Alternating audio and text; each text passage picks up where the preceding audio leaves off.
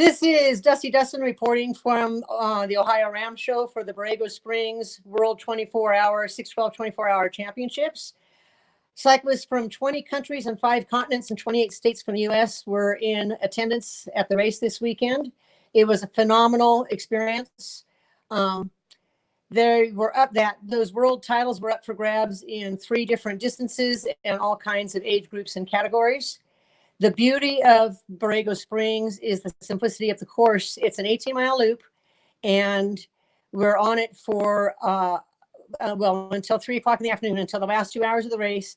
And world-class racers are flying by, as well as new racers to the ultra cycling world. So it's very exciting, and it's a great opportunity for new people to be exposed to the absolute best of the best.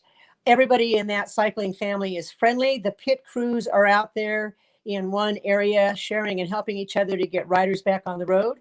If a rider comes into the pit area and they're yelling, "I have a flat," there's going to be more than their own pit crew coming to rescue them, because that's how the world cycling works when we're with ultra cycling family.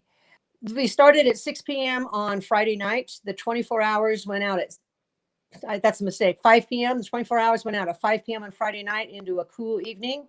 This year's race start, as it got into the midnight hours, was much colder than anticipated. It was 37 degrees at 3 or 4 o'clock in the morning. And surprisingly, many racers pulled out. I think they just weren't prepared for the chill. It wasn't predicted. It was never predicted. And it hit some riders very severely. Other riders, the Canadians in particular, rode right through all that and had no problems because, as they say, what's cold when you're from Canada? So here's a few results. I'm going to read them out to you. In the men's 24, Andy Jackson and Michael Broadwith both broke the 500-mile club again with 528 and 510 miles respectively, which is just an awesome feat on a course like that. It's just amazing. Marco Ballo was 3rd overall, winning with 492. And in the women's 24, the super amazing result of the event was Meg Hackman with 460 miles, which is a new world record out there. She's the Canadian who said, "Cold? What's cold?" She just kept riding right on through. She was at 19.3 miles an hour average for the entire 24 hours. She was 5th overall in the men's field, which is just an amazing accomplishment. She was followed closely in her race by Christy Tracy with 426 and Crystal Spearman with 402. In the men's 12-hour, Jan Bertrand with 253. Monica Starting, I think it is, with 253 miles in the 12-hour. She was 4th overall in the men's field, which is another amazing accomplishment, 21.3 miles an hour. Grand Slam gravel star Sarah Cooper was 2nd overall in the 40s with 248 miles. Also an amazing race from her. It's nice to have her back in the ultra world. The men's 6-hour with James McNaughton at 150 miles. He rode 25.5 miles an hour out there. Just another amazing performance. In the women's race, Felicity Joyce with 137 miles, 23 miles an hour. She was 8th overall in the men's race for the 6-hour. The women in this race on this weekend really rose to the top. Again, the top women are starting to really, or continuing to really break into the men's field, which is just amazingly exciting for us.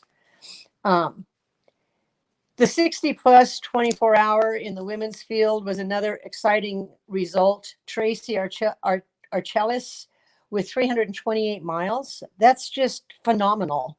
That was her first double century. She'd never even gone 200 miles before. She did 328 in the 60-plus, which used to be the kind of category that if you kind of showed up, you had a pretty good chance of maybe winning with not all that much mileage.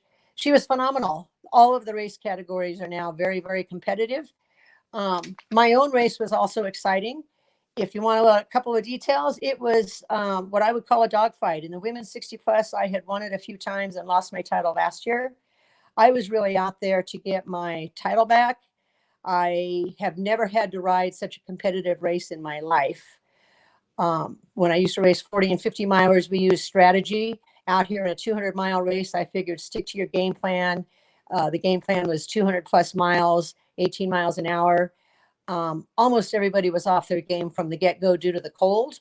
So I was making up time the whole time. And by midday, I was asking, "Gee, where is that other gal? Where is she?" And from that point on, we were neck and neck. I have never raced so fiercely for so long. We had back and forth results, or, back and forth standings for 5 hours. And in the end, as we entered the short laps, she pulled away from me with an amazing result. We both had 199 miles. I think I crossed the finish line about 3 seconds past the cutoff, which means I lost my whole last lap. And she is the winner. She's from back east, so cold is no big deal. She's an amazing athlete. This race was exciting for everybody out there. The cold was definitely a factor, but this year there was no wind, or barely. I mean, there was just no wind was not a factor. Afternoon temps were not a factor. It never got over about 82 degrees.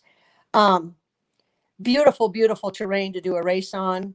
And the curiosity of a course like this for me has always been what brought me to this race was how far can I go fast and how fast can I go far? And this is the kind of an event where you can test yourself. Like I said, the everyman kind of person can race out there, as well as the world champions.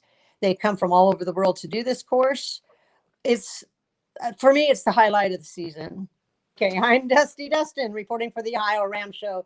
Thank you very much, Lee, for helping to promote our sports so much.